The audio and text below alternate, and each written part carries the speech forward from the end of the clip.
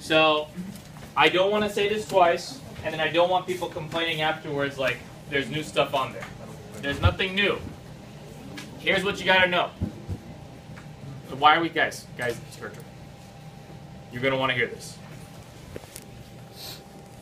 Appreciate it. Folks are going to want to hear this. You are going to want to know what happens to the mean and standard deviation if I just add a constant. You're going to want to know, like, very similar to the secretary problem from yesterday, you're going to want to know, like, okay, what happens when I multiply, right, by some number. So the secretary problem said something like, I have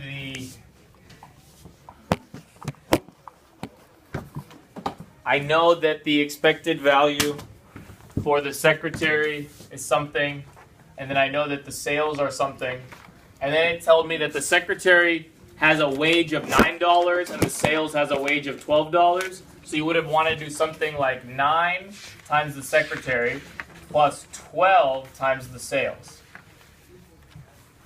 And then you want to find the expected value of this, right? So we want to find the expected value of this. And then we want to find the standard deviation of this.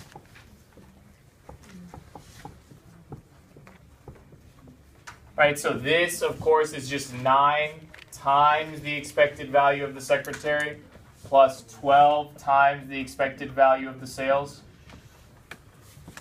This should hopefully not be too foreign. Shamara? Can we use our formula sheets? We cannot. We cannot. That's what I'm telling you the ones to know right now. We gonna die. That's what I'm telling you the ones to know right now. I mean, yeah, Eddie? So when you ask for like the weight, you want the total weight. Right, yeah. I mean, so we already should know this, that when you multiply something, this was from unit 2, we said if you multiply every value in a set by something, then the mean goes up by that amount. The mean goes up by that amount, just add them. Right? This is the standard deviation, which we know, square root of 9 squared times the secretary squared plus 12 squared times the sales squared. That's why I'm telling you exactly what to know right now. So you know what to study. Can you write down all the equations that you know that we're gonna need tomorrow so we can? I'm telling you right now. Wait, it's Can you write them tomorrow. down? Yeah, so these are writing them. It's tomorrow. It's tomorrow? Yeah. Tomorrow? It's tomorrow. No. So I would recommend knowing, basically you should know all these. I mean, you should know all these from this sheet. You should definitely know row 1. You should definitely know row 2. And then you should know the 2 on the back.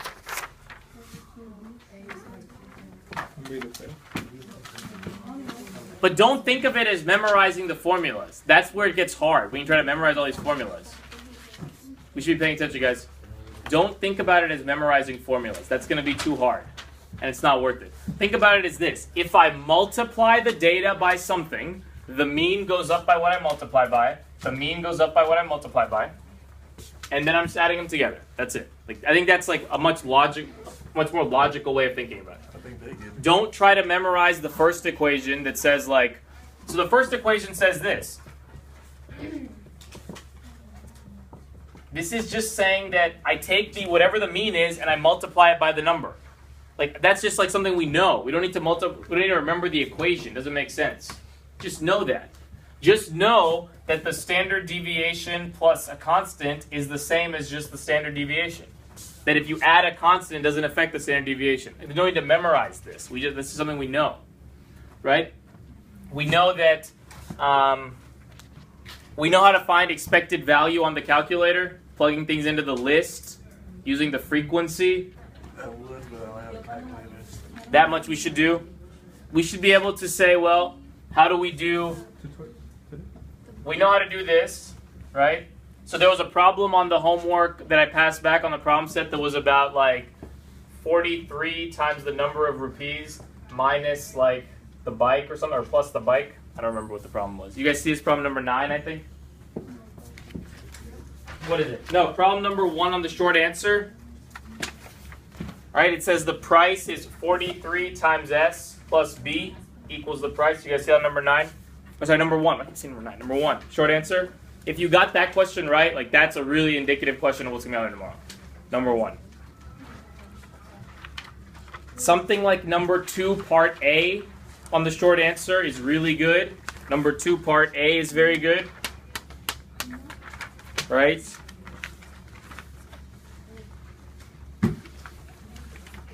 Two part A is super good. That's super good, you mean super hard?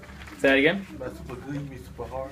No, I mean like super likely to be on there again tomorrow. Oh, man.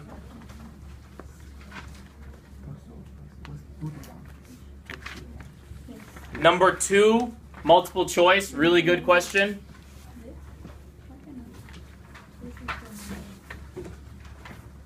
Right? So but the key is know what happens to the mean when I multiply by some number. Know what happens to the standard deviation when I multiply by some number. That's the key. And have a calculator ready for you. Right? If we tell you, if we give you some kind of data table,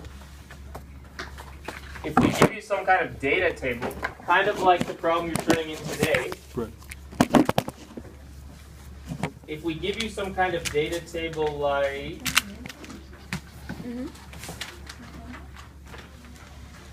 like in question number 6 about Stuco with the shirts, like, you know, that's a question that we should be able to do. When we give you a table and you tell us the expected value, you tell us the standard deviation, right? And then we tell you that the staff has this expected value and this standard deviation.